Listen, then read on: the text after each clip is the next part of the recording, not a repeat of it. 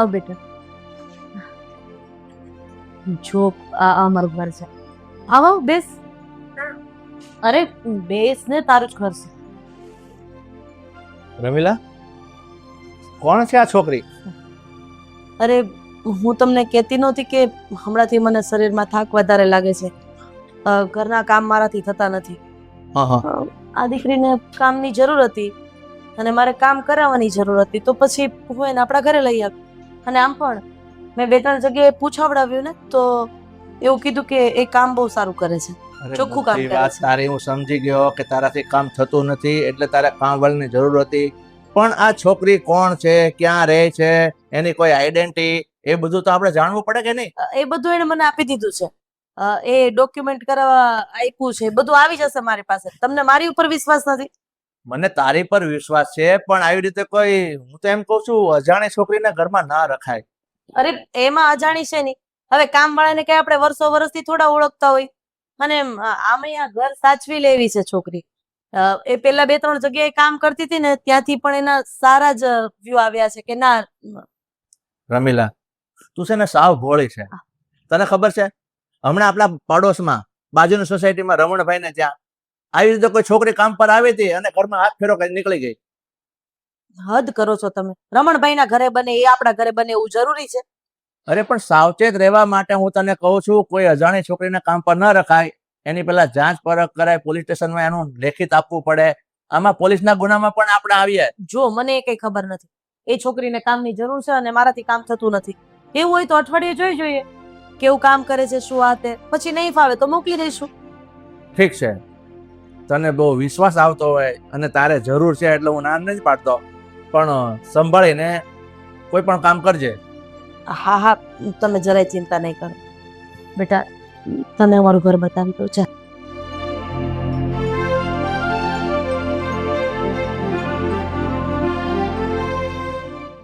અહીંયા રસોડું છે.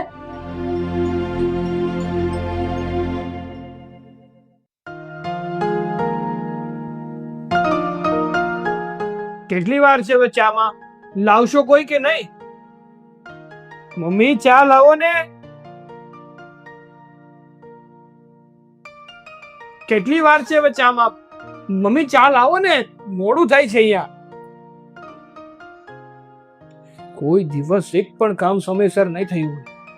હંમેશા ઓફિસે જાય અને જ્યાં સુધી. તને કોણે કીધું હતું ચા લઈને આવવાનું? એમાં એવું હતું ને, આ આંટી બહાર ગયા હતા એટલે મેં ચા બનાવી દીધી. એક વાર કે તો તું મને, આ મારા મમ્મી તારામાં એવું તો શું ભાળી ગયા કે તને અમારા ઘરમાં કામવાળી તરીકે રાખી લીધી? કારણ કે મારી એવી કોઈ આવક નથી કે જેમાંથી હું તને મહિને પગાર આપી શકું. એમાં એવું છે ને કે મારી હાલત ઓલરેડી એટલી ખરાબ હતી અને એમાં તમારા મમ્મી મને મળ્યા અને એ તો છે દયાળુ સ્વભાવના. મારે કામની જરૂર હતી અને એમને કામવાળીની. હા, મારા મમ્મી તો બહુ દયાળુ સ્વભાવના રહ્યા. આવું નવું ચાલતું રહેશે ને તો મારા ઘરે ધર્મશાળા ખોલશે મારી માં. પણ હું ક્યાં એમને પૈસા લેવાની છું? હું તમારા ઘરનું બધું કામ કરી દઈશ. અરે પણ અમારે કામવાળાની જરૂર જ નથી. મમ્મી કામ કરતા જ હતા. કારણ કે કામવાળાની જરૂર હોય ને મારી એટલી આવક હોય ને તો એક શું 4 કામવાળા નો રાખું. પણ તમારે તમારા મમ્મી વિશે વિચારવું જોઈએ ને. એમને ગોઠણનો દુખાવો છે ને ચાલી પ્રોપર કામ નથી થતું એમના. અરે ઘરમાં આખા ટગુ મગુલ 3 જણાનું બીજું કામે શું છે? કપડાં ધોવા માટે વોશિંગ મશીન છે. એ તમને લાગે કામ તો 2 જણા રહેતા હોય ને તો 2 જણાનું હોય. જોકે એ તમારા ઘરનો મામલો છે. સરસ, નાના બોલી લો. એમાં તમને જ્યારે બોલવાની ઇજાજત આપી છે અમારા તરફથી, પરવાનગી મળી છે તો બોલો ને. તમ તાર બોલો, હો બોલો. કારણ કે આમાં ફાયદો તો તમારો જ છે. 2 કામ ઓછા કરશો કે 2 કામ નહીં કરો તોય પગાર તો મહિને મળવાનો જ છે ને. ના, હું એવી બેઈમાની નહીં કરું. હું બધું કામ કરીશ. મેં તો આંટીને કહી દીધું કે તમારે હવે કઈ કામ કરવાની જરૂર નથી. બધું કામ હું કરી નાખીશ. પગારની વાત થઈ કે નહીં? કેટલો આપશે? એવું કઈ એમણે નથી કહ્યું. એમણે કહ્યું કે હું મારી રીતે સમજીને તને આપી દઈશ, ઓછું નહીં પડવા દઉં. હા, કુબેરના કરનાર રહ્યા ને બધા. કે ગમે એટલો પગાર આપી જ દે. સારું ચાલ કામ કરો તમે. અને હા, એક જરૂરી વાત, તું જો તારા મનમાં એવું વિચારીને બેઠી હોય કે આ ઘરમાં તારે હવે કામ કરવાનું મળી ગયું છે ને લાંબા સમય સુધી તું કામ કરીશ, તો એ વહેમ છે ને તારા મગજમાંથી કાઢી નાખ. કારણ કે થોડાક જ સમયમાં મારા લગ્ન થઈ જશે, અને એકવાર મારા લગ્ન થશે ને એટલે મારી ઘરવાળી આ ઘરમાં આવશે, અને પછી તો કોઈ કામવાળીની જરૂર જ નહીં પડે. કારણ કે મારી ઘરવાળી તંદુરસ્ત પણ છે ને આખા ઘરનું કામ કરી શકે ને એવી પણ છે. જાઓ. સારું. નીકળી પડે મમરાના પાતા બાંધી બાંધીને ખપ ખપ કરતા.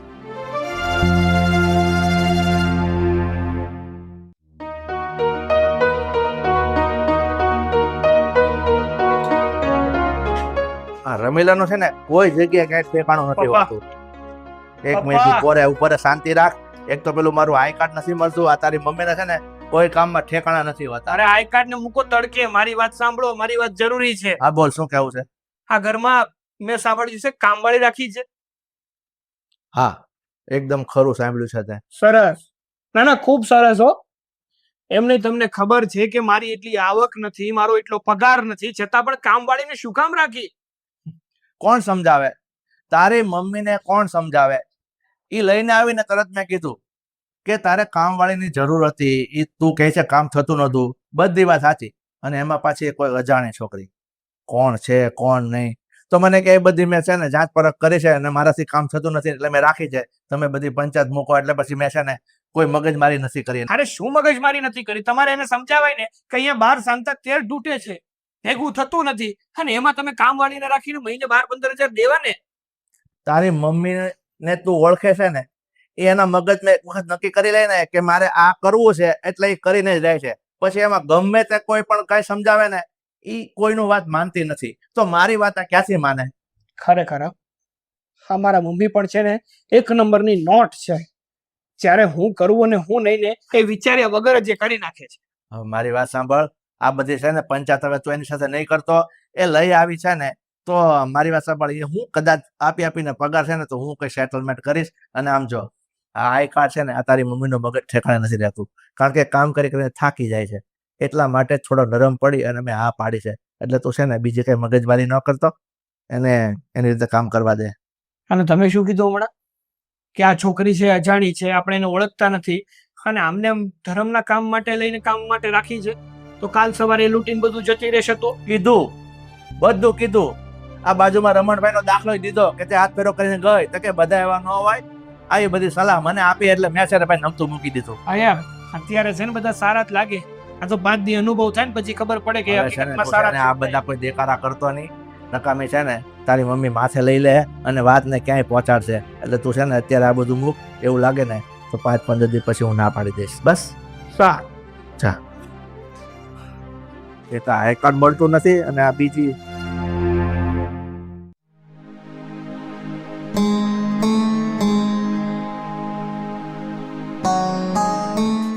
આ વાસણ ને બધું સાફ કરી નાખ્યું. જેટલું થાય એટલું ધીમે ધીમે કરજે. ના ના, મારું તો કામ જ આ છે. હું આ નહીં કરું તો શું કરીશ? વાત તો તારી સાચી છે, પણ આટલું બધું ચોખ્ખું કરી નાખ. તું માનીશ, હું સવારની કામ કરતી હોઉં ને તો બપોરે 2 વાગ્યા સુધી હું નવરી નથી થતી. પણ આ તમને પગ દુખે એટલે તો તમે મને લઈ આવ્યા છો ને. તમારાથી કેટલું થાય? રસોઈમાં છે ને દાળ ભાત અને શાક રોટલી કરવાના છે. શેનું શાક બનાવું? દૂધી બટેકાનું બનાવી દે છે. સારું, વાંધો નહીં. ઓકે. એક વાત કહું, હું એવું કહું છું કે હું જતી રહું પાછી. કેમ બેટા, તને નથી ગમતું અહીંયા?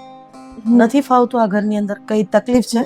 ના ના, એવું નથી, પણ પેલા ભાઈ હતા ને તમારા દીકરા, એ મને એમ કહે છે કે તમારા ઘરમાં કામવાળીની કોઈ જરૂર નથી, તો પછી ખોટું મારે અહીંયા રહીને તમારા ઘરમાં ઝઘડા કરાવવા, એના કરતાં બેટર છે કે હું જતી રહું. આ શું બોલે છે તું? અરે આ ઘરમાં છોકરાઓને તો કઈ કામ કરવાનું હોય નહીં, એટલે એને થોડી ખબર હોય કે આ ઘરમાં મારે કામવાળાની જરૂર છે કે નથી. અને આપણે આવ્યા ત્યારે જોયું નહીં, એના પપ્પાએ પેલા હાના હાના કરી અને પછી છેલ્લે હા કરી દીધી. અને આમ પણ મારા દીકરાનો સ્વભાવ છે ને થોડું ઉતાવળિયો બોલવા વાળો છે, પણ એના પેટમાં પાપ નથી. એને પણ આપણે મનાવી લેશું.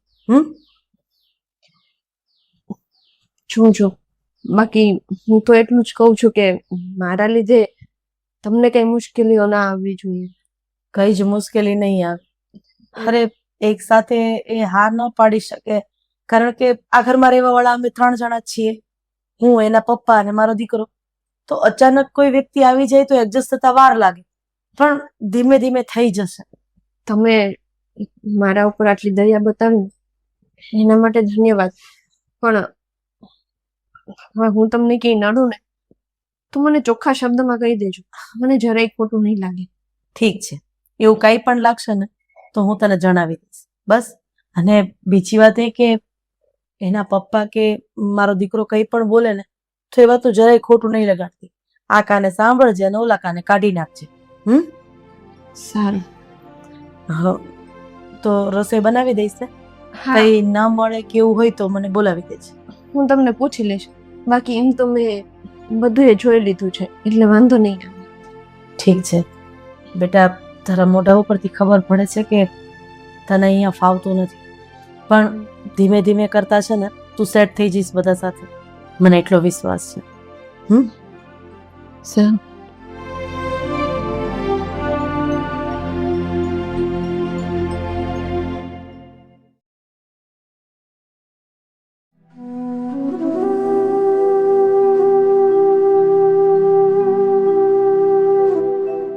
બેટા શું કરી રહી છે? હા, મારી બેગ તૈયાર કરું છું. કેમ બેગ તૈયાર? તું ક્યાં જાય છે? જો આંટી, મને મારા ઘરે જવા દો. અહીંયા રહેવાનો કોઈ મતલબ નથી. તું ક્યાં જઈશ બેટા? તું પણ જાણે છે કે તું આ ઘર છોડીને પાછું એ નરકમાં નથી જવું બેટા તારે. જો મારી તો જિંદગી જે હતી, મારા પપ્પા રોજ સાંજે આવીને પીને મને મારતા અને ઘરમાં તો કંઈ લાવતા નહીં. એટલા માટે જ એ બધાથી કંટાળીને હું એકલી રહેવા જતી રહી હતી. ત્યાં મને તમે મળી ગયા, પણ મારા લીધે તમારું ઘર બગડે ને એ મને નથી જોઈતું.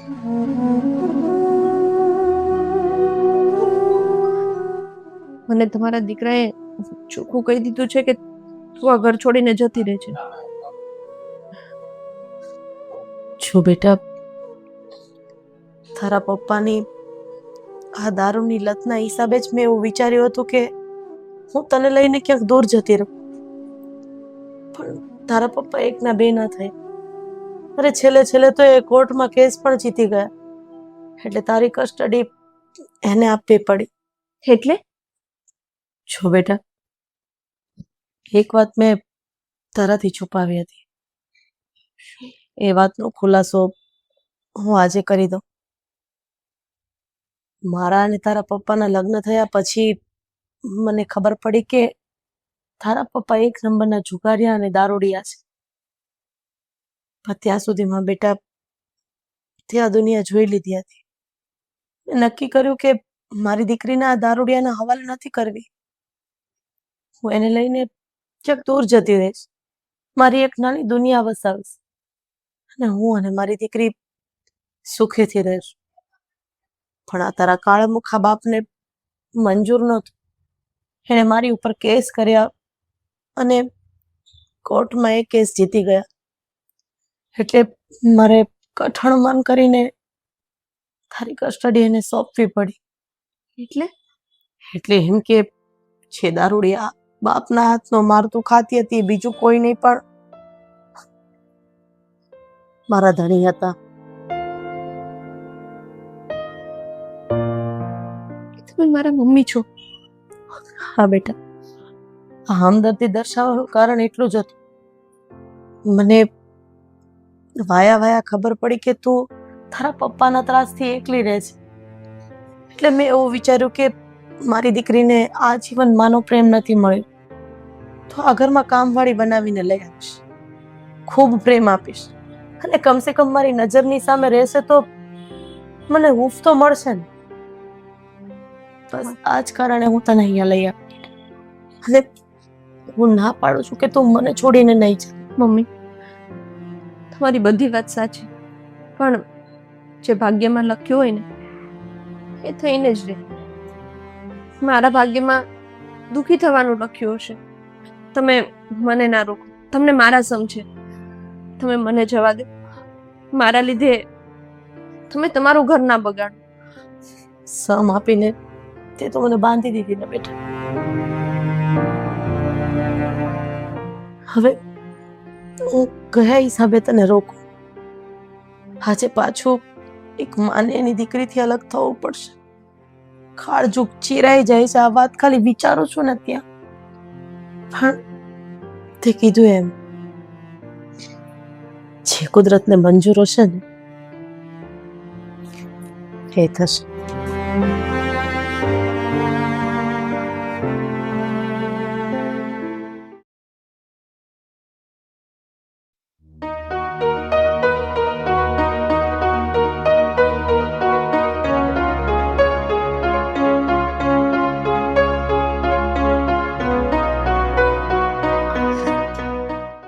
હું જાઉં છું.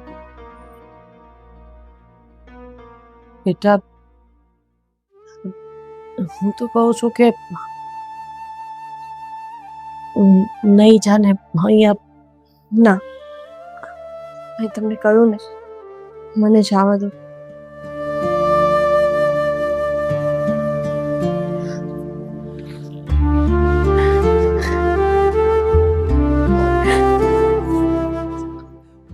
સાચવીને જજો.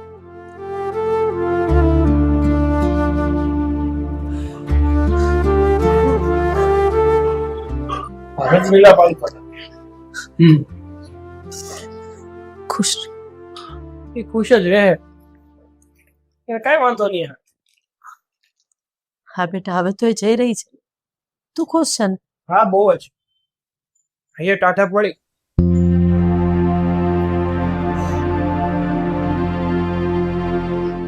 કવિતા, સારું ભાઈ, આપી દો 500 રૂપિયા. બીજું તું શાંતિ રાખીશ?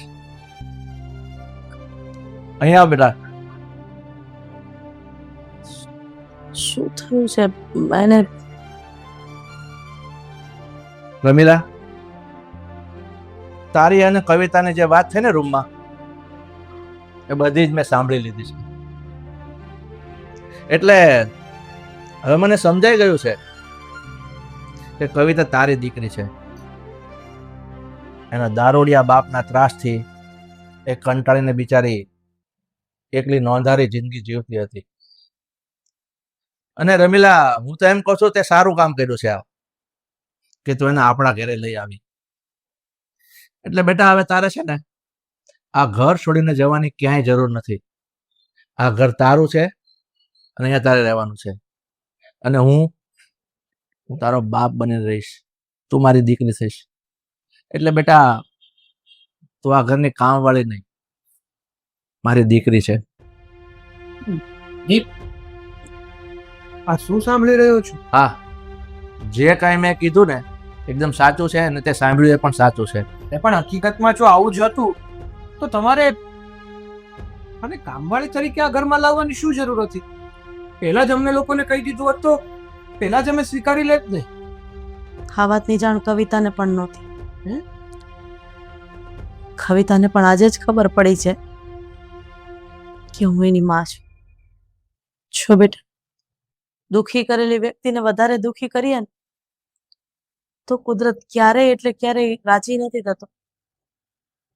હું તને એમ કહું છું કે હજી પણ જો એ બેન તરીકે તને સ્વીકાર ન હોય ને તો કવિતા ભલે જતી રહેતી. અરે મમ્મી, મને ખબર જ નહોતી કે કવિતા તમારી દીકરી છે. મને જો ખબર હોત તો હું થોડો એની સાથે આવું વર્તન કરત. જો કવિતા, મેં તારી સાથે જે પણ કઈ વર્તન કર્યું એ બદલ હું તારી બે હાથ જોડીને માફી માંગુ છું. અને આજ પછી તું આ જ ઘરમાં રહેશે, પપ્પાએ કીધું એમ, અને એ પણ મારી બેન બનીને. સારું, તમને લોકોને કઈ વાંધો ના પડી તો હું આગળ વાળા તૈયાર છું.